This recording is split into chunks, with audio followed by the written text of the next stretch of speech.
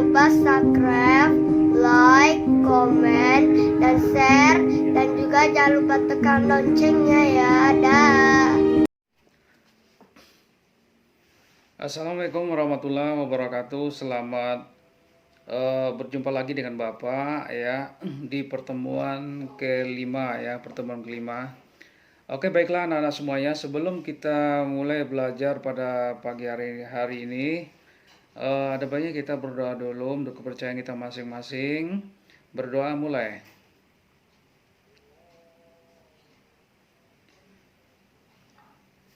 Oke, berdoa selesai. Syukur alhamdulillah ya, kita ucapkan puji syukur kepada Tuhan Yang Maha Kuasa karena kita pada pertemuan kelima ini kita masih diberikan kesempatan nikmat hidup ya, nikmat sehat ya, sehingga kita dapat melaksanakan aktivitas proses belajar bahasa Indonesia pada pagi hari ini. Oke, sebelum Bapak membahas materi berikutnya di pertemuan kelima ini, ya, yang pertama yang ingin Bapak sampaikan adalah terkait dengan tugas ya, terkait dengan tugas-tugas. Kemarin Bapak udah share ya, ada 4 kelas, 7A, 7B, 7C, dan 7D. Ya, masih ada beberapa orang di antara kalian yang sama sekali tidak mengerjakan tugas ya, tidak mengerjakan tugas mulai dari pertemuan pertama, kedua, ketiga, dan keempat ini. Sekarang kita udah masuk pada pertemuan kelima pun nggak tahu juga ya dikerjakan atau tidak. Tapi Bapak pada dasarnya masih menunggu ya tugas-tugas kalian yang belum kalian kerjakan ya. Tugas pertama, kedua, ketiga, dan keempat. Selanjutnya ya, Bapak sangat berharap semoga terus ada peningkatan kalian dalam mengerjakan tugas ya, karena ada beberapa orang di antara kalian yang mengatakan saya telat Pak ya, mungkin karena handphonenya dipakai sama orang tua. Bapak cukup memahami ya, sangat memahami sekali ya. Tidak apa-apa, Bapak masih bisa menerima, nggak apa-apa nak. Yang penting kalian mau berusaha ya, itu udah cukup. Sekali lagi khusus bagi kalian yang mungkin handphonenya rusak atau teman kalian yang rumahnya dekat dengan kalian, mohon diinformasikan kalau tidak memiliki handphone agar datang ke sekolah, temui guru bidang studinya, temui Bapak, tanyakan tugas-tugas apa saja. Tapi kalau kalian mau berbagi silakan ya, kalian boleh sampaikan kepada teman kalian yang rumahnya dekat dengan kalian. Tugas pertamanya ini, keduanya ini, ketiganya ini, yang keempatnya ini. Boleh nak ya, terus sampaikan kalau mau silakan antar ke sekolah ya. Itu bagi teman kalian yang mungkin tidak memiliki handphone. Oke, baiklah anak-anak semuanya.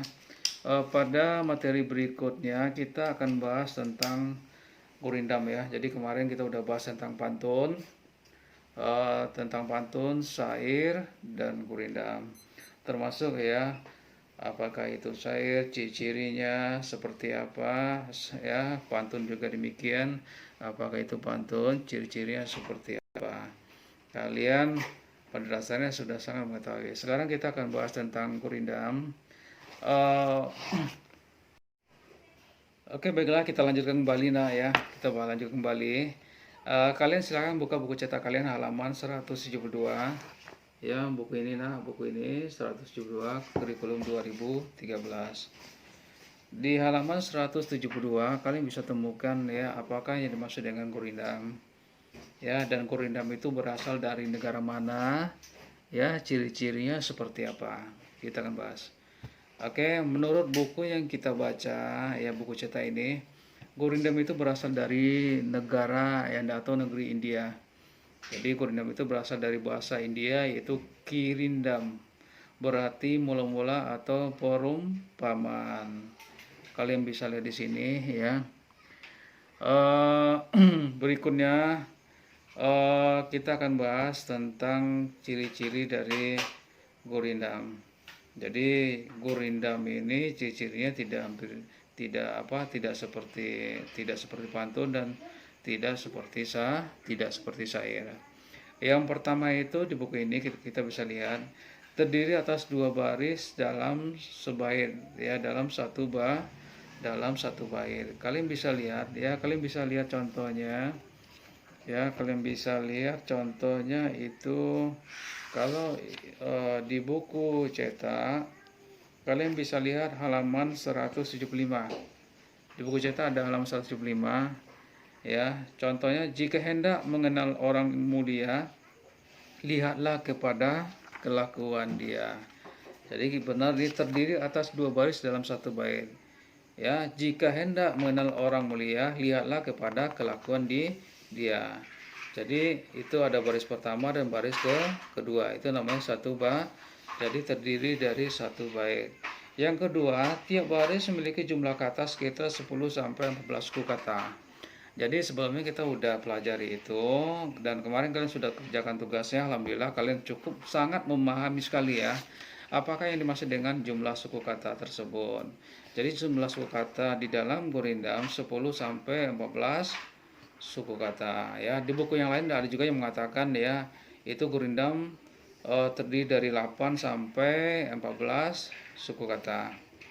Jadi kita cukup memakai buku ini saja biar sama ya. Jadi tiap baris memiliki jumlah suku kata sekitar 10 sampai 14 suku kata. Yang ketiga, tiap baris memiliki rima sama atau bersaja a a a, b b b, c c dan seterusnya. Jadi rima itu bunyi ya, bunyi baris terakhir.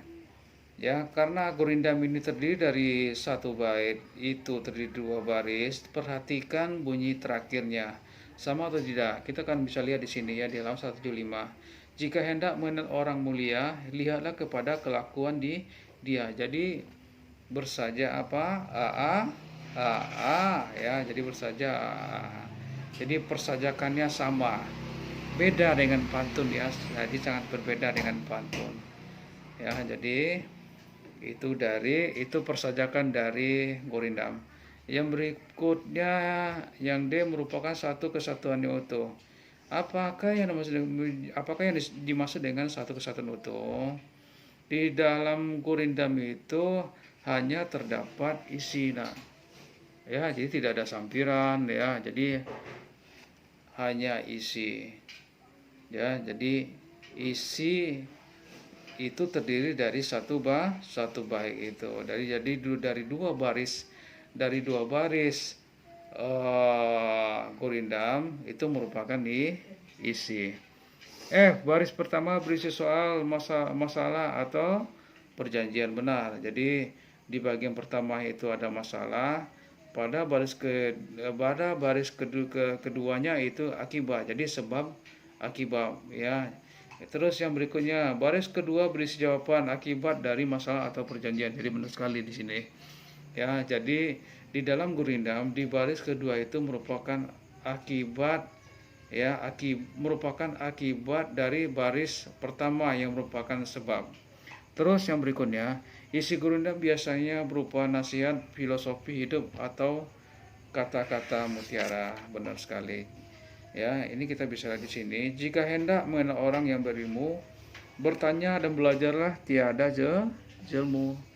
Ya, jadi dari 2 baris ini syarat dengan makna-makna yang cukup dalam ya menurut Bapak ya. Jika hendak mengenal orang yang berilmu, bertanya dan belajarlah, tiada jelmu. Jadi maksud dari gurindam ini mengajarkan kita agar terus belajar ya, menggali informasi sebanyak mungkin.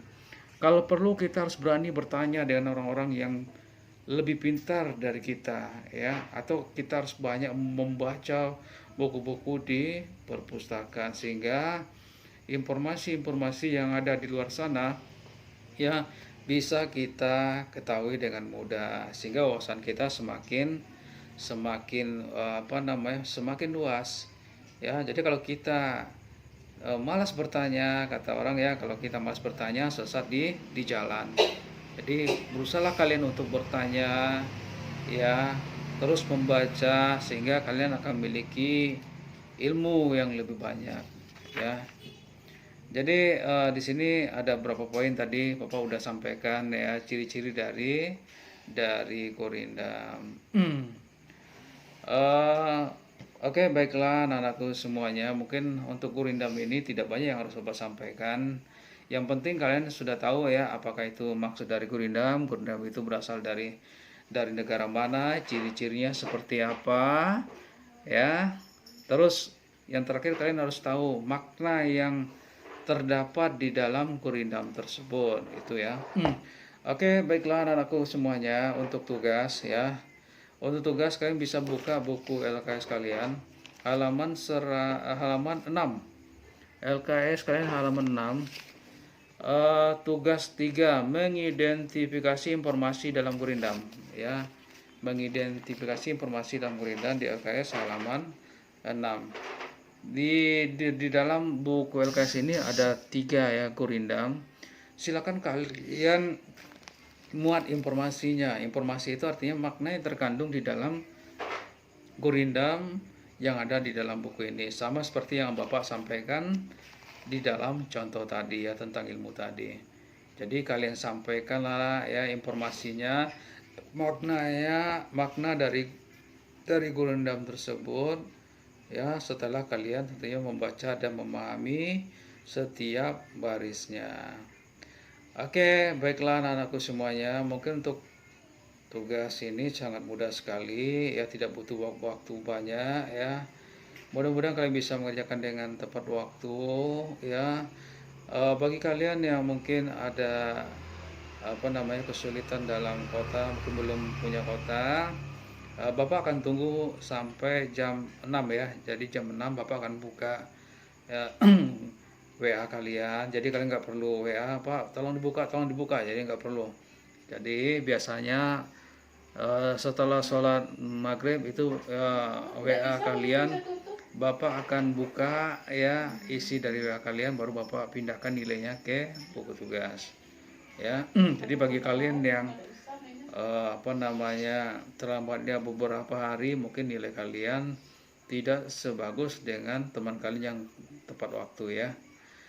Oke, baiklah, mungkin itu yang bisa aku sampaikan. Jika Bapak ada salah kata ya, mohon dimaafkan ya. Dan teruslah kalian membaca buku di rumah, menggali informasi sebanyak mungkin ya, sehingga pada saat ujian kalian akan mudah untuk menjawab setiap pertanyaan yang Bapak berikan. Oke, assalamualaikum warahmatullahi wabarakatuh.